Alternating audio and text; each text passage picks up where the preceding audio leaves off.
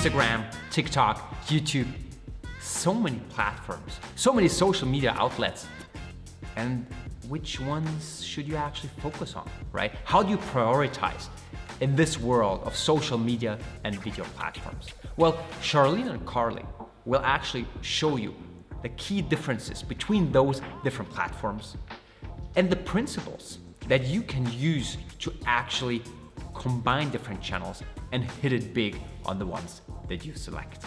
This is gonna be insightful. Looking forward to your speech. These are Charlene and Carly. The stage is yours.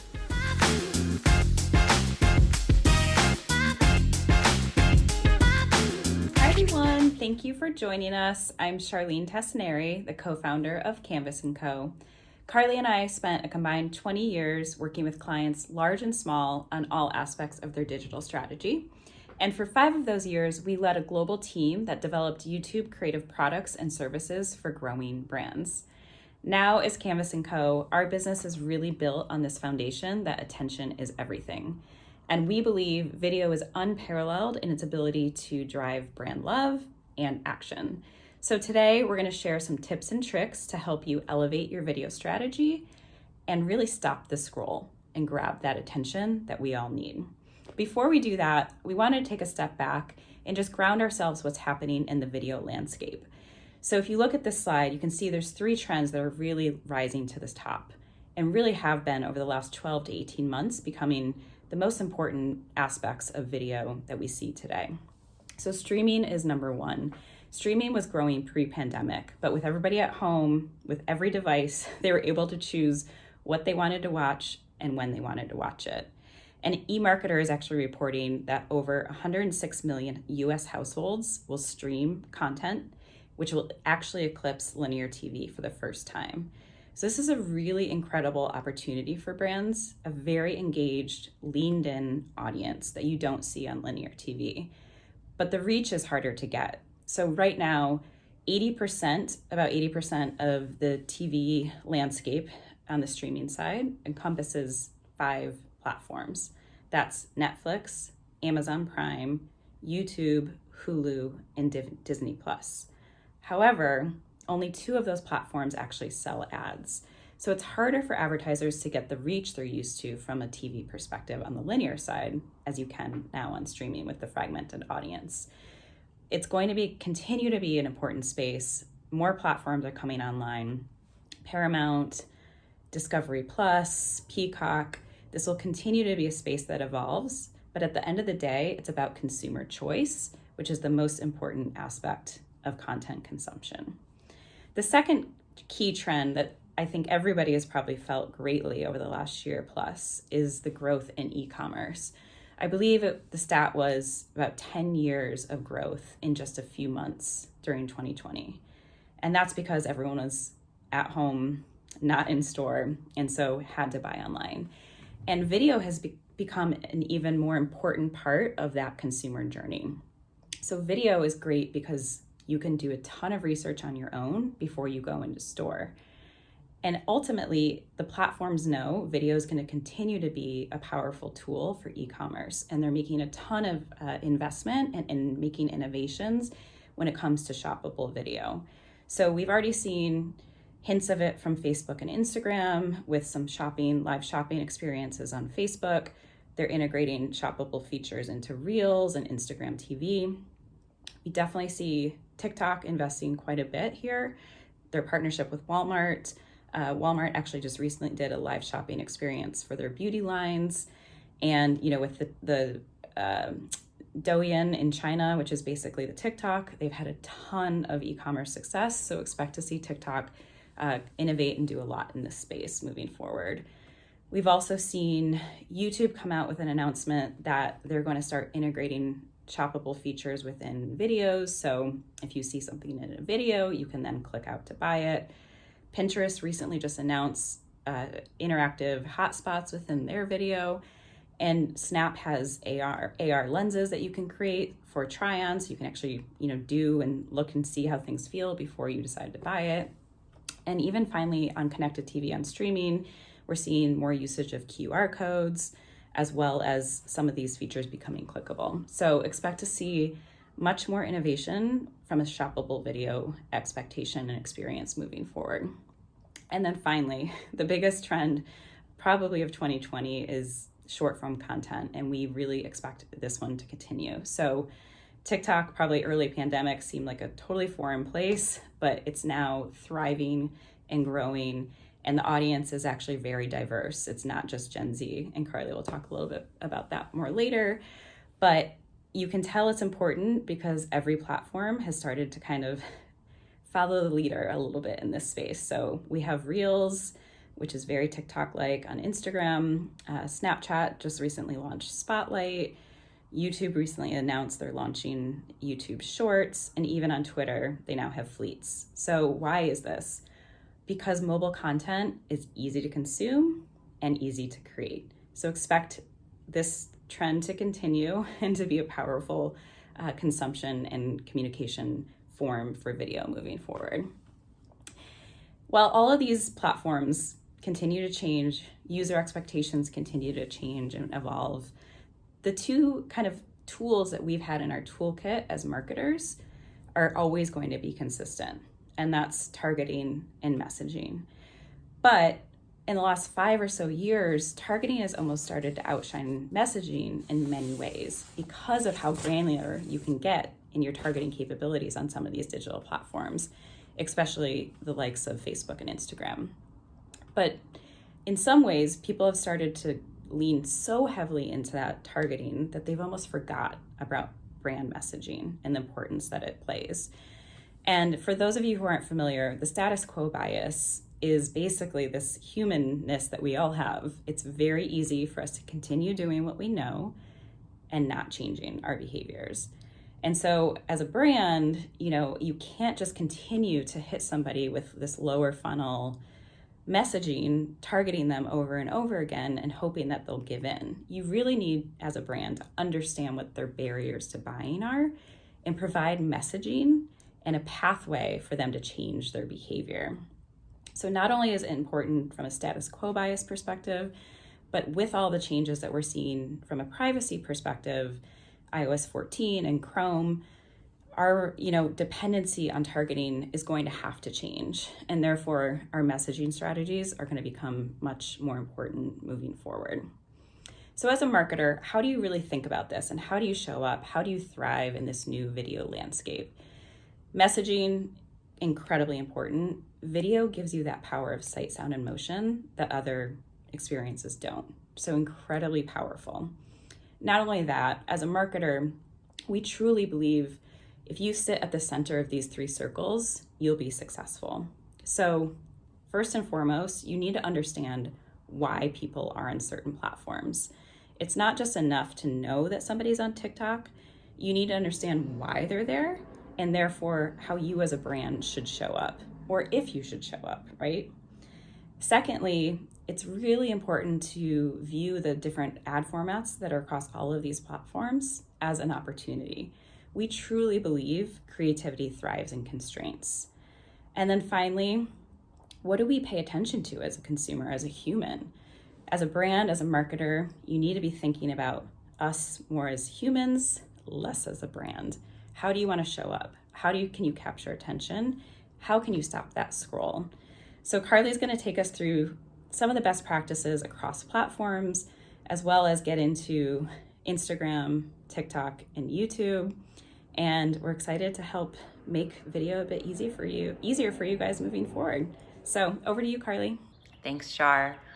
So just like good marketers live at the center of that Venn diagram, good creative lives there too. It takes into account attention, creative constraints, and user expectations. And creative is the single greatest driver of any campaign's effectiveness. It's the thing that is most responsible for capturing attention in a scrolling or skippable environment, for combating that status quo bias, and ultimately moving somebody to care or to buy your product. The tricky thing about creative these days is that it can show up in a whole lot of different places. It could show up on Snapchat, Instagram, TikTok, CTV, wherever you choose, but all of those platforms have their own unique creative best practices. And then within those platforms, they all have their own ad formats with their own unique creative best practices. And so it all starts to multiply and it becomes a lot to keep track of. So what we've done is identify 5 universal creative best practices that apply to any platform, no matter where your video creative is showing up. These things should be woven in. So the first one is capturing attention fast. There's no need for any sort of a slow build. Throw us right into the action immediately. The second one is once you've caught our attention, keep it with really quick cuts visually and also quick audio, overall snappy pacing for the ad. The third one is create under the assumption that your ad will be viewed on a mobile phone. 75% of all videos are viewed on mobile phones. And so in terms of planning for a small screen, that means close cropped shots of people, close cropped shots of your product, bright colors, and using big, bold text. And text is the fourth creative best practice. Even on larger screens, using text to highlight key messages throughout your ad is proven to be beneficial in both keeping attention, but also reiterating key messages and helping people to remember them. And then lastly, whether it's a brand campaign, a lower funnel campaign, have some sort of a call to action. It's always nice to have something that a user can do next, even if it's a bit of a softer call to action for an upper funnel campaign. So with that as the foundation, we're going to build on these with creative best practices for 3 different platforms. We'll go through Instagram, YouTube, and TikTok. These will be the foundation, and then we'll start to apply those creative constraints of each platform to bring them to life with the unique things that you need to do and know. So our first one's Instagram, probably the one most people are familiar with. Instagram has 1 billion monthly active users. A good chunk of them are between the ages of 25 and 34, though there's pretty good breadth across all audiences. And the average time spent on the platform is 29 minutes per day. So when you are creating for a scrollable environment, we're going to talk just about in-feed ads that show up in the scroll. You want to apply those 5 universal creative best practices, but there's a few additional things to think about. So let me talk through these, and then I'll show you this ad from Curology as an example so you can see them come to life. So in terms of capturing attention in a scrolling environment, in-feed ads show up in between content in your feed that you've chosen to follow, and then periodically an ad shows up. Things that capture our attention in that environment are close-up shots of people looking directly at the camera, the using your product in context versus it just sitting there, contrasting colors or interesting split screen executions, things that are a bit of an unusual execution, and ultimately motion. So if you're using any form of video already, that motion is an attention grabber in a feed. Once you've captured attention, the next piece is front load your brand and front load your message as much as you can within the video ad. So the video ad, you don't want it to be any longer than 15 seconds, ideally shorter if you can. Almost immediately, you want your brand to show up with a recognizable spokesperson, with your logo, with your product with the logo on it. And then you'll brand about 2 to 3 more times throughout the course of those 15 seconds or less. In the first 3 seconds of that ad, this is probably the trickiest part, you want to front load your message, so you want to get about 50% of your message into those first 3 seconds. It's a little bit tricky to do, it takes a little practice, but it's worthwhile in this scrolling environment where people are moving through quickly. After you've done those things, or as you're doing them, keep in mind that probably the thing that makes Instagram the most unique is that it's typically a sound off environment. So your ad has to be able to be understood without sound. There are times when people turn the sound on, so it's great to have audio on your ad as an attention grabber if the sound is on. But if it's not, using text to enhance key messages or fully transcribe the voiceover are tactics to make sure that your ad can be understood without sound. And then lastly, have a call to action. Keep it centered.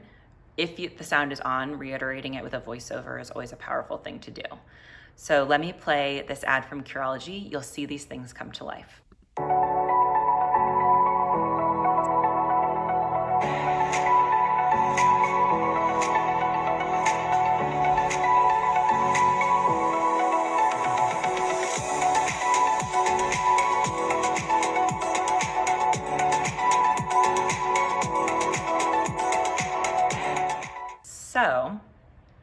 those things you saw throughout this ad. Curology does really good Instagram ads.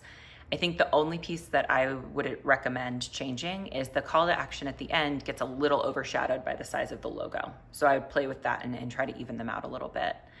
And the other thing Curology does really well is they test their openings. They know how important the openings are.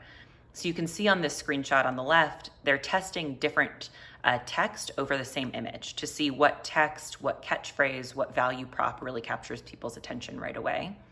That's a great tactic. You could flip it and test the same text with different images, but knowing how important that opening is key, and it's a great place to test and get data back really quickly. So moving on to YouTube. YouTube is an interesting place because I think it tends to get stuck in the middle of, is it social, is it video? As Shar mentioned earlier, it's the largest source of US CTV advertising inventory. So it tends to get a little stuck in the middle, and I think sometimes advertisers feel overwhelmed by YouTube. But an important and really good place to start is with TrueView for Action ads. These are YouTube's lower funnel advertising format. They run in that same pre-roll setting that you're familiar with, that you've seen on YouTube, where it plays before a video that you've come to watch, and there's a skippable button that you can click after 5 seconds if you choose to. The reason it's performance oriented are targeting and clickable enhancements. So in terms of targeting, as of today, and this can certainly change with the many privacy changes that are coming. As of today, you can target ads on YouTube based on what somebody searches for on Google. So in the case of this example, I'll show you in just a second with honey, they might want to target somebody on YouTube after that person has been on Google searching for coupon codes or promo codes. And you'll understand that in a moment when you see it. The other thing that makes these performance oriented are the clickable features and the way they all come up. So you can see in this ad on the right-hand side, there's a blue call to action button, which has customizable text. You can change that to be within the character limit, whatever you want. That shows up underneath the ad on mobile. It shows up as an overlay on desktop. And additionally on desktop, it shows up as a companion banner. So even if somebody chooses to skip your ad and watch the video that they had come to watch originally, that companion banner will stay on the screen. So you still get that time with them. On mobile, you also have the option to add site links, which you can see here, the text in blue down below the button, to take up more inventory on the page. Another little known tip about YouTube is that ads can be run in vertical on YouTube, and it's a great thing to have as a marketer, because a lot of times people actually view ads in vertical before they flip their phone to watch a different video. And so if you supply the system with a vertical version of your ad, a landscaped version of your ad, then the system will just optimize based on how somebody's holding their phone. And it's a great way to take up more real estate on the page, because a vertical ad will take up a lot more than a landscape ad when someone's holding their phone vertically. So in terms of best practices for TrueView for Action, there is a very specific storyboard that's been tested. It's backed by data. This is how you want to go about creating these ads.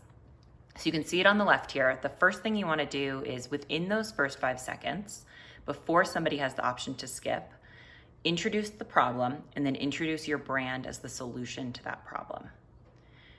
Then, after you've done that, you're going to tell us 1 to 3 different value props or benefits of your product. These can be emotional or functional, but they're ultimately the reasons we would want to buy. The things that make your product good, the things about your product that make our life easier, better, happier, whatever it is. And then lastly, close with a call to action. Make it clear and direct. If you can offer some sort of a promo or a discount, that's the best case scenario, but it's not always necessary. And throughout this whole ad, very different than Instagram, sound will always be on. So sound is a really key tool that you have in your toolkit, especially in those first 5 seconds when you're integrating in your brand as the solution. Using both a visual and an audio mention of your brand at the same time typically increases ad recall and consideration. So think of audio as a tool. So let me go ahead and play this example from Honey. You'll see these things come to life throughout it. And then we'll move on to TikTok. So I just downloaded the free browser extension Honey, and I'm gonna see how much money I can save with it in 24 hours. First, I gotta get that new phone. BestBuy.com. New phone, check. Okay, now definitely gonna book a hotel for our next vacation. Booking.com. Done. Whoa, 20% off. Pizza? Add the browser extension in just 2 clicks and save money on literally anything you can buy online, including pizza. Add Honey today for free at joinhoney.com. So on to TikTok, one of the many hot marketing topics of 2020. I think TikTok has a bit of a misconception for being for a really young audience, and it definitely is popular with a Gen Z audience, no doubt. But in 2020, the US adult audience actually doubled year over year. It's being used more and more by millennials and older audiences. So it's not a place to rule out if you target an audience that isn't Gen Z. The other interesting thing about TikTok is it has a really unique audience compared to other platforms. So while we all typically have multiple social apps on our phone, TikTok is one where sometimes people will only have TikTok. So for example, 50% of TikTok's audience cannot be found on Instagram. And the same is true with different data points of various other platforms. When you're making ads for TikTok, the most important thing is that they feel native to the platform. Taking an ad from TV and putting it on TikTok is not a great idea. So a great way to get started with that is to partner with creators who already know what works well on the platform. TikTok has a public creator marketplace that you can go to and start finding creators to work with and work with them to help figure out what works for your company on the platform. Bumble worked with a whole lot of creators. So I'm going to show you this example from Bumble. They worked with a handful and they ended up running a campaign that had a 5x increase in app installs for them. Great success for them. They definitely have continued to invest organically and paid in the platform. So I want to show you this example first. This is your go-to ad format on TikTok. It's an in-feed video ad. So it's going to show up organically in a scrolling environment in between content you're already planning to watch or you're already scrolling through to watch. It's 100% sound on. You have 60 seconds, though you don't typically want to use that. You only want to use about 9 to 15. So let me go ahead and play this, see how different it looks, and then we'll talk about the best practices. So let's play this one.